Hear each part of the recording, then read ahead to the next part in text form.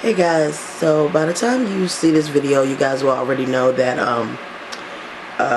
Robin Williams, has passed on at the age of 63, and he passed according to CNN and everybody else in the media and stuff. It was a suicide. He committed suicide, and recently I just found out the details of that suicide, and it's very troubling to hear, that he died because he hung himself. And listening to someone say that someone was found, their body was found, upright in a seated position up against a closet with a belt tied around his neck, and the belt was in between the door and the door frame, and not to mention the fact that he had scars, marks on his wrists, and they found a knife, that was close by to him. He tried,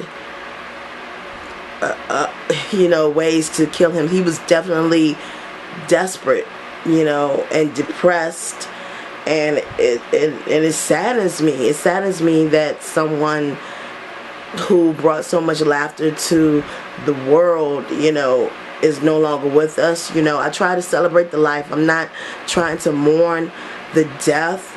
I just want to celebrate his life. I grew up watching Robin Williams in Mork and Mindy, and on Happy Days. I was so young, and all of his movies. My favorite movie is Hook, and it's just so many movies. I took to Twitter and I took to Facebook, and I just saw the outpouring of memories of his movies, from Mrs. Doubtfire by Centennial Man, and Jack, and Dead Poet Society. It's just he has countless numbers of movies and TV appearances, and his stand-up. He was an epic man, and it just saddens me that we would lose him anyway. But that's the first shock, that he's gone, and then there's the next shock is that he committed suicide. And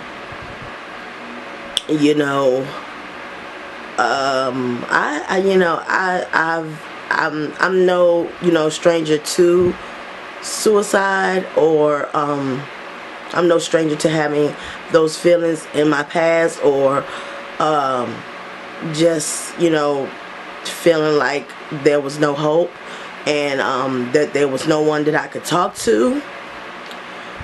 Over the years, I've dealt with my demons, and I've dealt with my problems, the best way that I could. But all I can say is that if you do feel, like there is no hope, and you do feel like you're on the edge and you're on the brink, get help, reach out, talk to someone. And those on the other end, those people who are closest,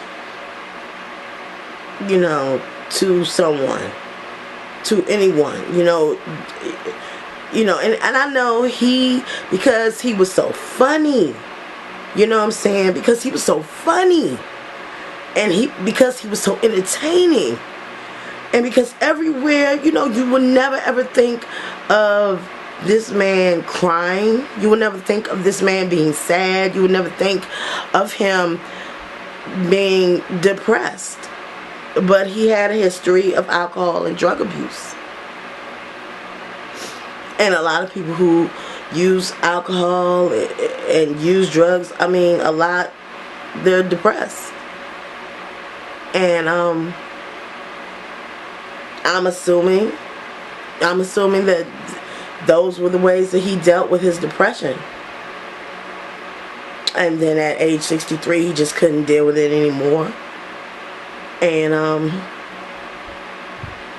I empathize. I know what it feels like. I do. But it's sad. It's a sad situation. And I'm not just him, you know, because recently, you know, I you know, you guys know I do the review for R&B Divas, and I talk about Michelle Lay. And Michelle Lay, she's gone through the same situation, and she's still here. You know, in some instances, but it doesn't, you know, diminish the fact that I'm sure she's still going through it, as you can see. You know, she's still going through the trials, tribulations, and the pain of her demons and what's going on with her and her suicide attempt. But when I found out, I was just like, wow, man. Like, I mean, we know, everybody know that we're gonna die at some point in time in our lives. Everybody know that, you know. We all know that. We all know that that's gonna happen. But you know, you look at Robin Williams, or you look at people, you know, in the media or in the entertainment business, and you see them, and you just think that they're just gonna be with us for years on end. The man was 63 years old. He could have been like 100. He could have been 100 years old, and we would still feel the same way. Still feel the same way. You know, I mean, him passing on, we would still feel the same way. But the fact that he committed suicide, and the way he committed suicide, and the fact that he did commit suicide, and the fact that he's just gone, that's just the things that's hard to wrap your head around. It's difficult. It's so difficult. I wanted to wait till I made this video, because I found out yesterday. You know, I was watching the news, and I found out, it came across the screen, and my mouth dropped. You know, because Robin Williams, you know, he was that comedian that was, you know, he was loved by everyone. Like, he was loved by everyone. I don't care. I mean, black, white, all races, all creeds, colors, nationalities. He was loved all over. And if, no matter how old you were, young, you remember something about him. You know, my kids remember him from Genie, from being Genie in Aladdin. You know, I remember him from Mork and Mindy and other movies. You know, it's just hard.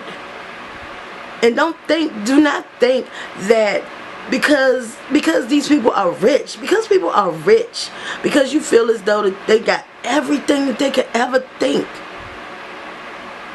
Everything that, you know, money, it does not, money does not buy everything. Money cannot, sometimes, it cannot buy your sanity. Seriously, it's not. It cannot buy your sanity. It doesn't necessarily buy you happiness. You know, because you can have all the money in the world and still be very unhappy. Very unhappy with yourself. Very unhappy with your situation. For entertainers, it is very, very, you know, it's a hard world in the entertainment business. I mean, I'm not in it, but I see it. And we've seen countless numbers of people in the entertainment industry that turn to drugs and alcohol. Many that have died because of drugs and alcohol. Many who have ended up in rehab because of drugs and alcohol. You have River Phoenix. You have Lindsay Lohan. You have Robert Downey Jr. You have, I mean, it's just so many. Over the years, comedians. You have Richard Pryor. You know, Michael, I forgot his name. Michael Collier, I think that's his name. But you have so many people that have gone. Sam Jackson. You got so many people that have you know, gone through this whole drug and alcohol in the entertainment business, and it seems like it goes hand in hand. It shouldn't, but it does sometimes go hand in hand. The minute you see people in the entertainment business, you automatically see a lot of cocaine, a lot of drug and alcohol activity, and it's sad because those things stem from something. These people are reaching out. They're desperate. They got the things going on.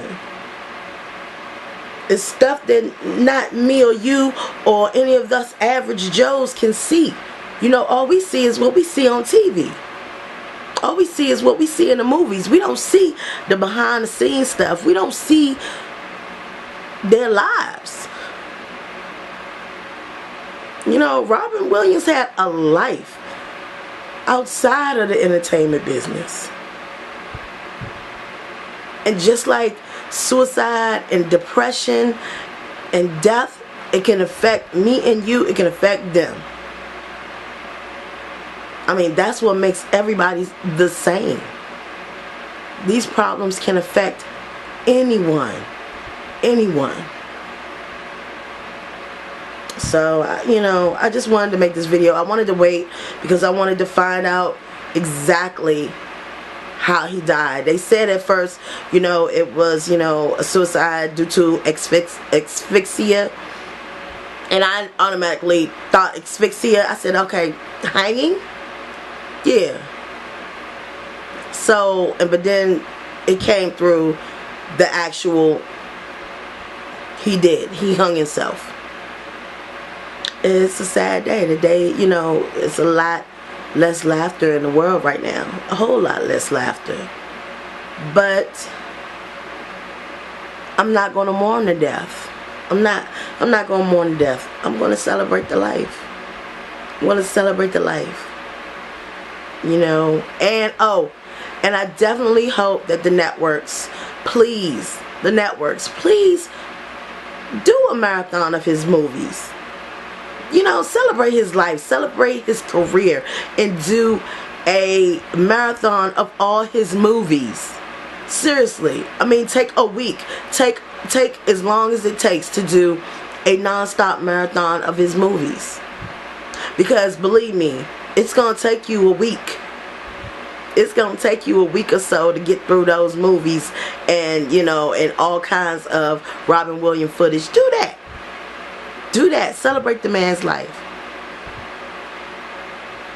So, you know, celebrate the man's life. Stop talking about how he died, and let's talk about how he lived. Alright, guys. Peace.